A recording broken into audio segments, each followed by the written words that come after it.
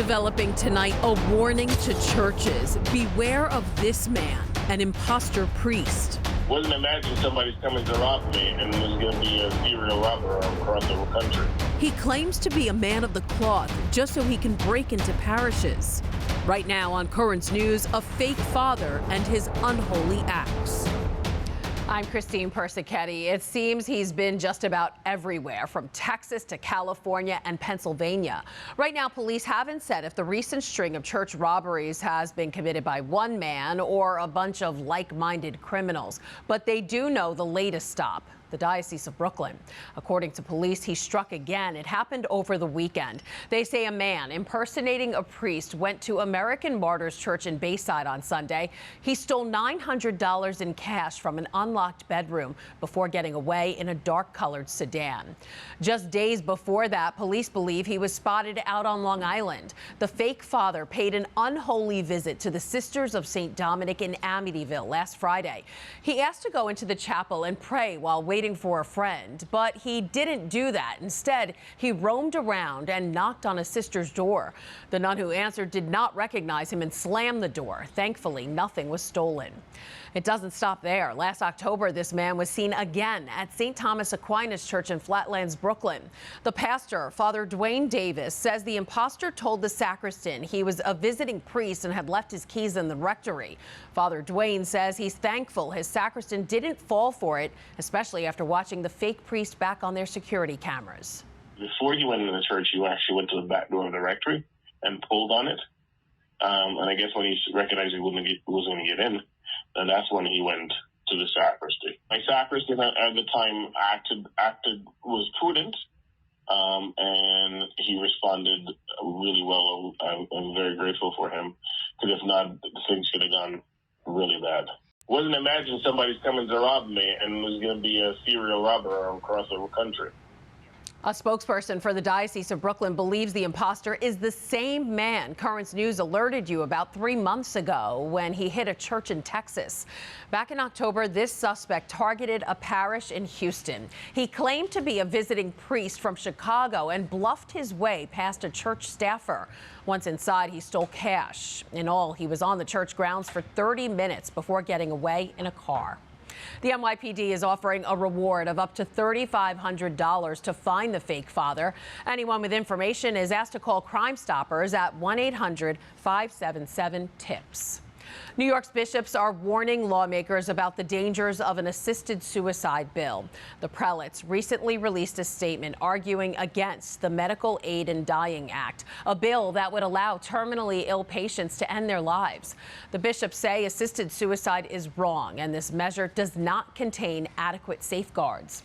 Here to talk more about the New York bishops' fight against assisted suicide is the national correspondent for the Tablet and Crux, John Lavenberg. Hi, John. Hi, Christine. So, John, tell us exactly how someone would be able to end their life with this bill and why the bishops say it's unsafe. So this bill would apply to anybody, terminally ill patients with an incurable condition with less than 6 months to live. So essentially what would happen is they would have to write a written an oral request to their physician, and then the physician would supply them this medication. Where the bishops have a problem with this, one of their biggest problems with this, is the safeguards that you mentioned or the lack thereof. And in particular, the fact that these patients don't have to undergo a mental health evaluation before they make this request. All right, so where does the bill stand now? Does it have any chance of passing? So, of course, there's always a chance because it's still making its way through the process, but it is very early in this process, and over the last decade or so, similar versions of this bill have been proposed, and none have made it through the state Senate. Okay, so where is assisted suicide allowed now?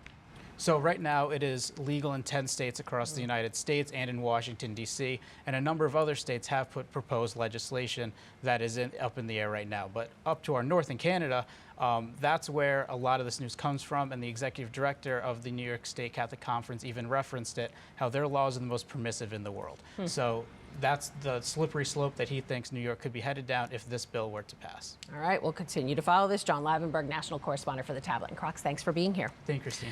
To read more of John's reporting about the Medical Aid in Dying Act, just go to thetablet.org. You can also subscribe to the paper while you're there to get important Catholic news you won't get anywhere else.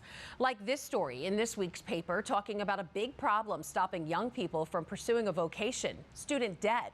The Tablet talks to one candidate whose loans were stopping her from joining until she received a generous donation from an anonymous benefactor.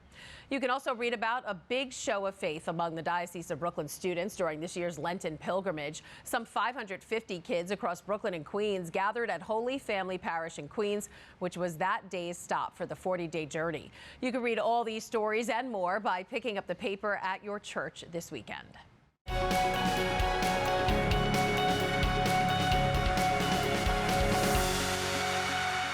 Speaking of that Lenten pilgrimage, on Wednesday, Brooklyn Bishop Robert Brennan and the other pilgrims stopped at St. Clare Church in Rosedale, Queens. Bishop Brennan celebrated Mass with the pilgrims after he stopped at their Catholic academy and greeted the kids arriving for school. Along with the Mass, Bishop Brennan also prayed the Rosary with pilgrims.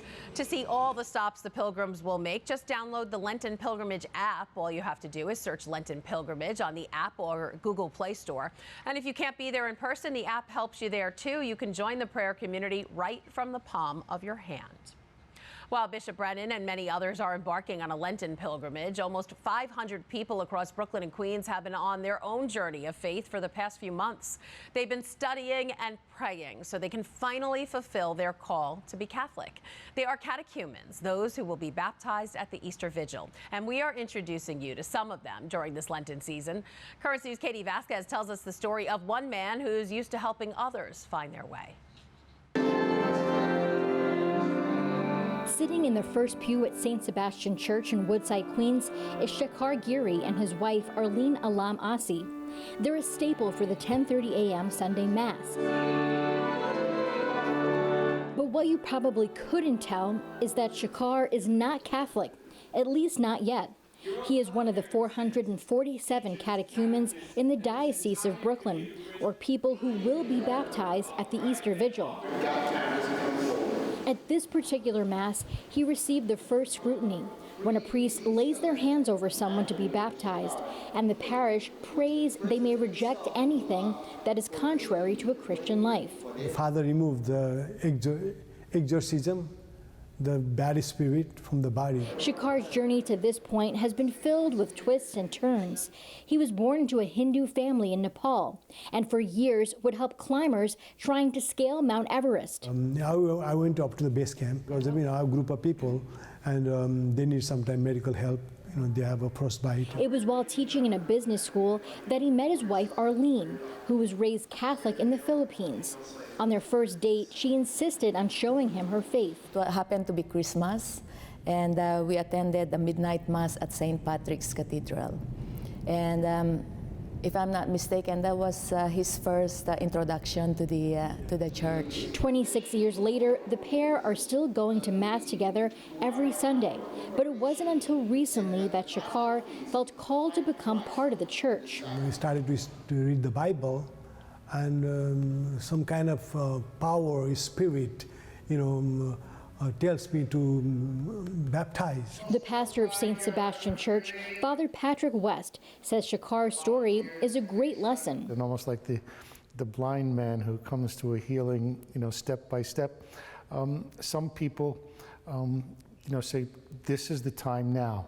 Others take, longer in their journey. Nor shall any plague come near your dwelling. And the couple is looking forward to a fresh start with his baptism. Reborn new life, and all your sins will be removed. He will be a new creation. He will be the same Shakar, but I think he will be a happier person, a more generous individual, and more open. In Woodside, Katie Vasquez, Currents News. And just a reminder, you can see all the Holy Week and Easter Masses, including the Easter Vigil, live right here on Net TV. That is this Currents News Update. I'm Christine Persichetti. Thank you for joining us, because we are putting your faith in the news. Hope to see you again next time.